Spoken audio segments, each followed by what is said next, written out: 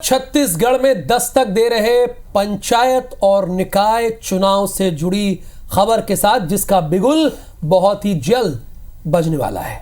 साय सरकार ने अप्रत्यक्ष की जगह प्रत्यक्ष प्रणाली से मेयर, नगरपालिका के अध्यक्षों के चुनाव के प्रस्ताव को मंजूरी दी है, जिस पर अब बहस भी छिड़ चुकी है। बीजेपी अप्रत्यक्ष प्रणाली को करप्शन का पर्याय बताकर कांग्रेस पर हॉर्स ट्रेडिंग का आरोप लगा रही है, तो कांग्रेस पलटवार कर रही है। साफ है, निकाय की तारीख तय होने से पहले चुनावी बिसात बिछेगी, वार पलटवार का दौर जारी होगा और तेज भी होगा।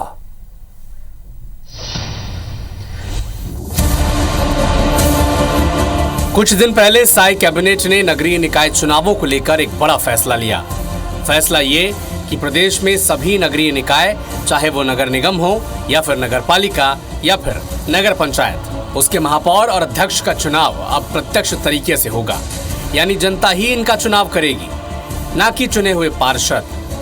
सरकार की तरफ से डिप्टी सीएम अरुण साव ने कहा कि लोकतंत्र को मजबूत करने और जनता को उनका वास्तविक अधिकार देने के लिए यह फैसला लिया गया है। महापौर, नगर पालिका और नगर पंचायत के अध्यक्षों का चुनाव प्रत्यक्ष प्रणाली से करने का निर्णय सरकार ने लिया है। सरकार के इस फैसले के बाद ही बयानों की सियासत शुरू हो गई, लेकिन आज बीजेपी विधायक और पूर्व मंत्री अजय चंद्राकर ने ये कहते हुए बड़ा आरोप लगा दिया कि भूपेश सरकार ने निचले स्तर के जनप्रतिनिधियों की हॉर्स ट्रेडिंग यानी खरीदी बिक्री का अभियान चलाया था, इसीलिए कांग्रेस की सरकार ने अप्रत्यक्ष चुनाव प्रणाली का इस्तेमाल किया था और इसी तरीके से कांग्रेस सरकार ने लोकतंत्र का अपहरण किया है। अजय चंद्राकर के इस बयान पर कांग्रेस नेता भी पलटवार कर रहे हैं। पूर्व डिप्टी सीएम टीएस सिंहदेव ने सवाल किया कि जब प्रधानमंत्री और मुख्यमंत्री इसी तरीके से चुने जाते हैं तो क्या हॉर्स ट्रेडिंग नहीं होती, लेकिन महापौर और अध्यक्ष के चुनाव में हॉर्स ट्रेडिंग हो जाएगी। कांग्रेस का कहना है कि गोवा, महाराष्ट्र और मध्य प्रदेश में किसने हॉर्स ट्रेडिंग की ये सबको पता है। इसमें तो अप्रत्यक्ष चुनाव में हॉर्स ट्रेडिंग होती है।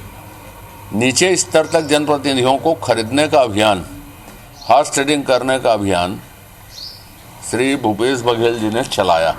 तो लोकतंत्र की चोरी, लोकतंत्र का अपहरण कांग्रेस ने किया, भाजपा ने नहीं किया कभी ऐसा, इसीलिए डायरेक्ट चुनाव करवा रहा है। कि हमारे मुख्यमंत्री और हमारे प्रधानमंत्री जिस प्रक्रिया से चुने जाते हैं, तो नीचे की इकाइयों में उस प्रक्रिया में क्या दोष है? नगरीय निकायों में अपहरण हो जाएगा और मुख्यमंत्री और प्रधानमंत्री के यहाँ हॉर्स ट्रेडिंग नहीं होगी, कोई तर्क नहीं है। डायरेक्ट है तो आप प्रधानमंत्री और मुख्यमंत्री का भी डायरेक्ट चुनाव करेंगे। नगरीय निकाय चुनाव में कुछ दिन बाकी हैं, लेकिन हर दिन जिस तरह से इसे लेकर बयानों के तीर चल रहे हैं, उससे साफ लग रहा है कि चुनाव तक प्रदेश की राजनीति पूरी तरह से गर्मा जाएगी।